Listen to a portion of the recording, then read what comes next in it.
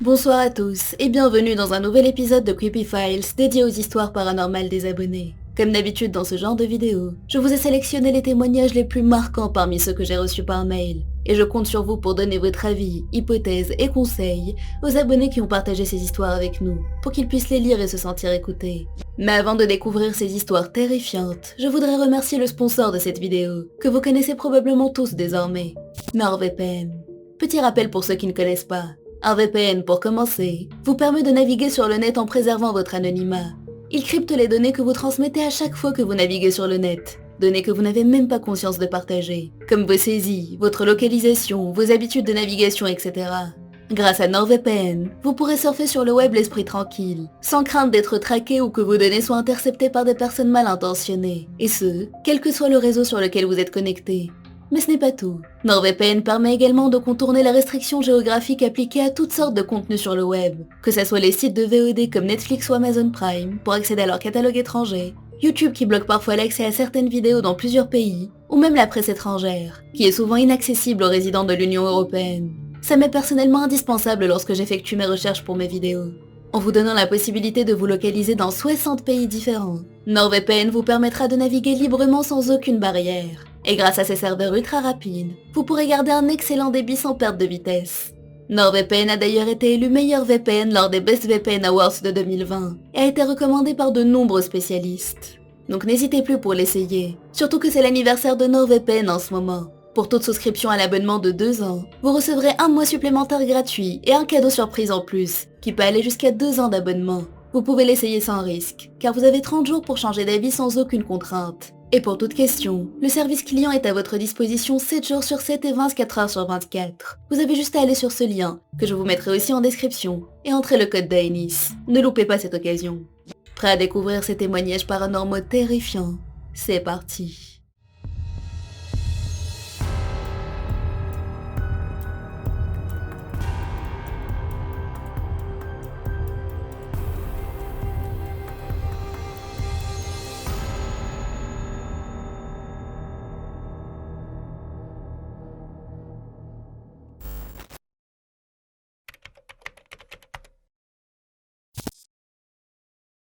J'avais 13 ans lorsque c'est arrivé.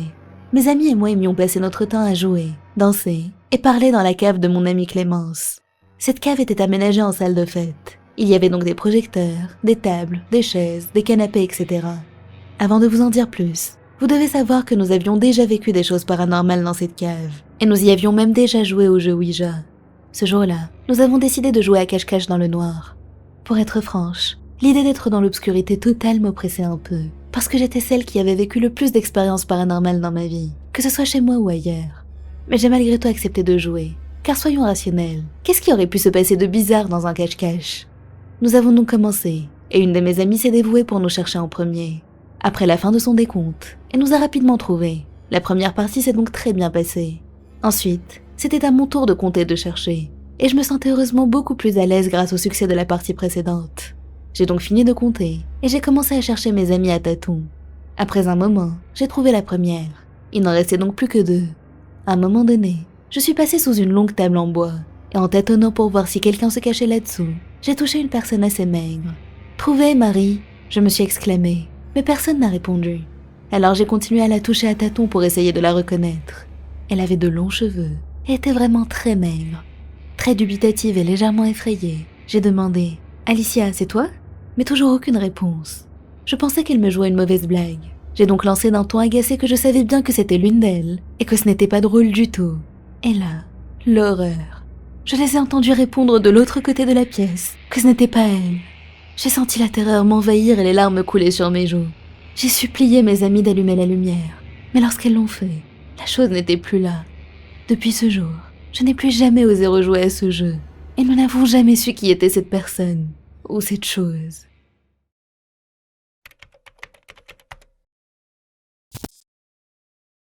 Tout a commencé il y a 5 ans, quand ma mère, mon petit frère et moi-même avons été invités au mariage d'une amie de ma mère. Le mariage tombait un samedi. Nous étions donc partis le vendredi matin, pour arriver dans l'après-midi et aider aux préparatifs de la fête. Tout s'est très bien passé pendant cette journée, jusqu'à l'heure du coucher. Le frère de mon ami dormait dans une chambre, et l'autre, qui se trouvait juste en face, était occupé par mon amie, sa petite sœur et moi-même. Toutes les portes étaient fermées, et la pièce baignait dans le noir, à l'exception de la faible lumière du couloir qui filtrait sous l'encadrement de la porte. Il devait être aux alentours de minuit, lorsque je me suis brutalement fait réveiller par une peluche qui m'avait été jetée en pleine face. Sur le coup, embrumée par le sommeil, je pensais que c'était mon ami qui l'avait fait tomber par accident, et je n'y ai pas trop prêté attention.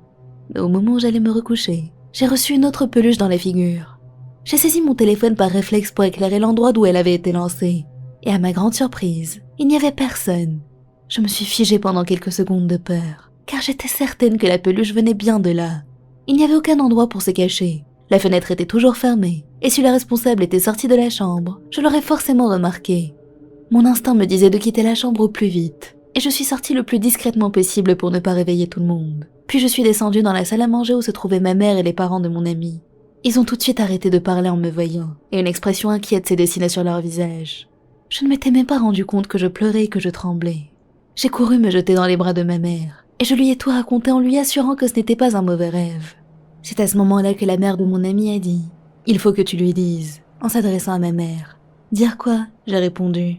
Ma mère a soupiré, et elle m'a raconté ceci. « Quand tu étais encore sur ta chaise haute, tu voulais manger des dragées. Je ne voulais pas car c'était l'heure du biberon, donc je les ai mises en haut du placard, et je suis allée chercher le biberon dans la cuisine. En y arrivant, j'ai entendu un drôle de bruit, et quand je suis revenue dans la pièce, j'ai vu que tu avais le sachet de dragées dans les mains, alors que je suis sûre et certaine de l'avoir bien rangé tout en haut du placard. Des années plus tard, à chaque fois que je cherchais quelque chose, que ce soit des objets ou des documents importants, c'était toi qui venais me les apporter. Et quand je te demandais où tu les avais trouvés, tu me répondais toujours la même phrase. C'est elle qui m'a dit de te les donner. Au début, je pensais que c'était une sorte d'amie imaginaire. Mais petit à petit, j'ai commencé à comprendre que c'était bien plus que ça, car tu savais des choses que tu n'étais pas supposé savoir. Comme par exemple l'emplacement de ma cachette personnelle de chocolat, alors que je ne le sortais que quand ton frère et toi étiez à l'école. Une fois, j'avais perdu mes clés de voiture alors que j'étais seule à la maison. Et je ne sais pas pourquoi, mais j'ai demandé à elle si elle pouvait me les apporter. Je suis sortie de la pièce, et quand je suis revenue quelques instants plus tard, les clés étaient posées bien en évidence sur la table. Je ne la voyais pas, mais je savais qu'elle était là. Je ne t'ai jamais interdit de lui parler, car je sentais qu'elle ne cherchait pas à te faire du mal. Elle voulait au contraire te protéger. Après son récit, des bribes de souvenirs me sont revenues en mémoire, mais impossible de me rappeler de son apparence ou des détails l'entourant. Ce qui est sûr en tout cas, c'est que personne ne m'avait lancé les peluches cette nuit-là.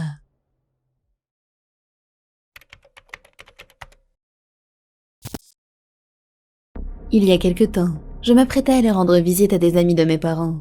Cela faisait longtemps que je ne les avais pas vus. Et étant très amie avec leur fils, qui a le même âge que moi, j'avais hâte d'y être. Ma mère et moi étions sur le chemin pour rentrer nous préparer avant de repartir. Et mon père, qui travaillait jusqu'à assez tard, avait prévu de nous rejoindre directement chez les amis en question. Notre maison était équipée d'un système de vidéosurveillance. Et alors que nous étions toujours en chemin, nous avons reçu une notification du système de sécurité, disant « Intrusion dans la cave, circonstance peu encourageante ». Ma mère a ouvert la notification pour voir à quel endroit les fractions s'étaient produites. C'était au niveau de la cave. Une des fenêtres qui se trouvait à ras du sol avait été brisée en 1000 morceaux. Inquiète, nous avons accéléré le pas, tout en redoutant ce que nous allions trouver à notre arrivée. Une fois la maison en vue, ma mère s'est précipitée pour éteindre l'alarme qui faisait un raffut monstrueux.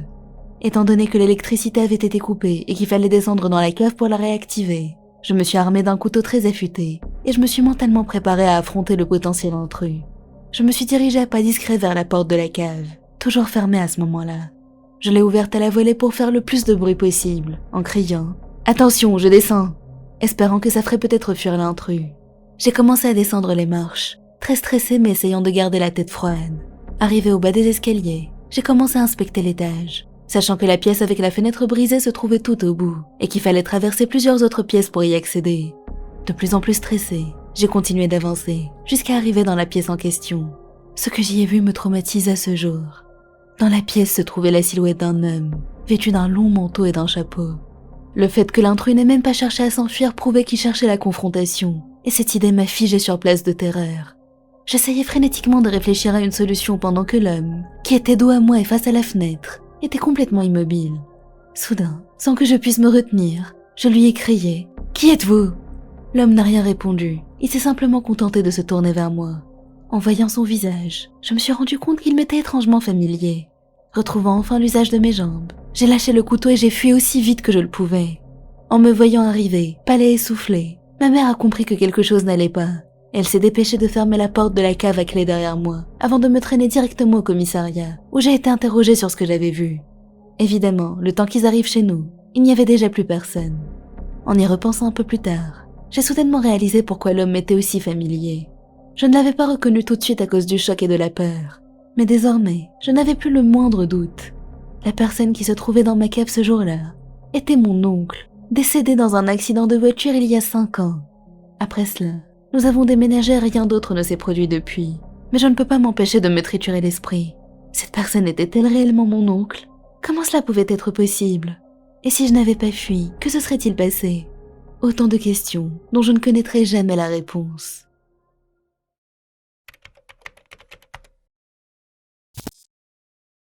Tout au long de ma vie, j'ai vécu plusieurs expériences paranormales que je vais vous raconter, en y allant crescendo. Pour la première histoire, il faut savoir que je suis somnambule depuis petite.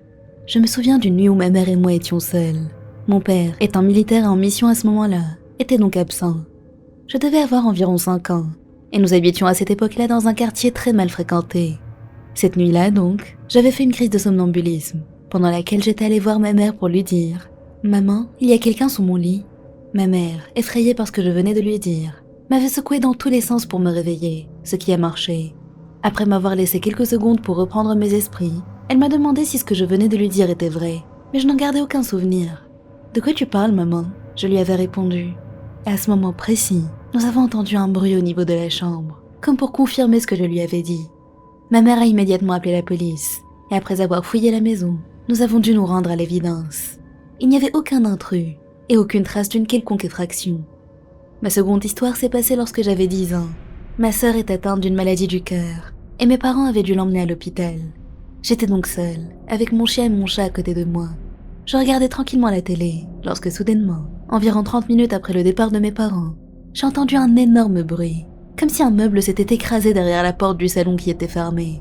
De surprise et de peur, j'ai hurlé de toutes mes forces, au point que mes voisins sont venus voir ce qui se passait. Nous étions proches d'eux, et ma mère leur demandait de garder un œil sur moi quand j'étais seule, en leur laissant un double des clés. Ma voisine a donc ouvert la porte, et m'a trouvée terrifiée et en pleurs dans un coin, avec mes animaux qui semblaient aussi nerveux.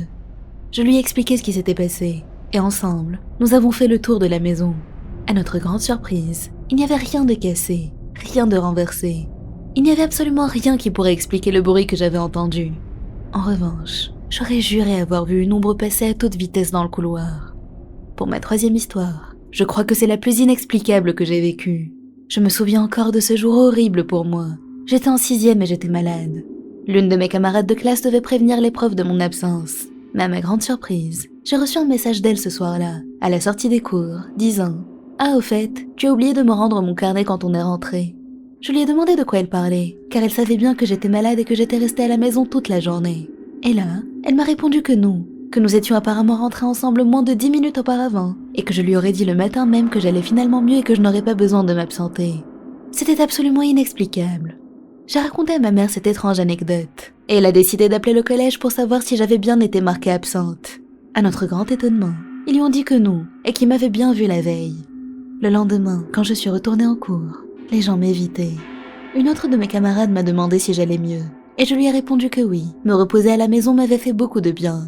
Elle a ouvert de grands yeux en riant à moitié, avant de me lancer une réponse extrêmement troublante. « T'es pas drôle, tu étais là hier, mais j'avoue que tu te comportais bizarrement franchement, on te reconnaissait pas, tu m'as même fait peur. » D'après elle, ainsi que d'autres camarades, j'aurais passé la journée entière de la veille à sourire de façon bizarre en fixant tout le monde. Le carnet de mon ami, il n'a jamais été retrouvé. Voilà, c'est la fin de cette vidéo, j'espère qu'elle vous a plu. N'hésitez pas à laisser vos ressentis en commentaire. Les abonnés qui ont partagé ces histoires et moi-même avons hâte de lire vos retours. Et comme d'habitude, si vous voulez m'envoyer vos propres histoires, vous pouvez le faire par mail. Toutes les infos sont en description. À bientôt.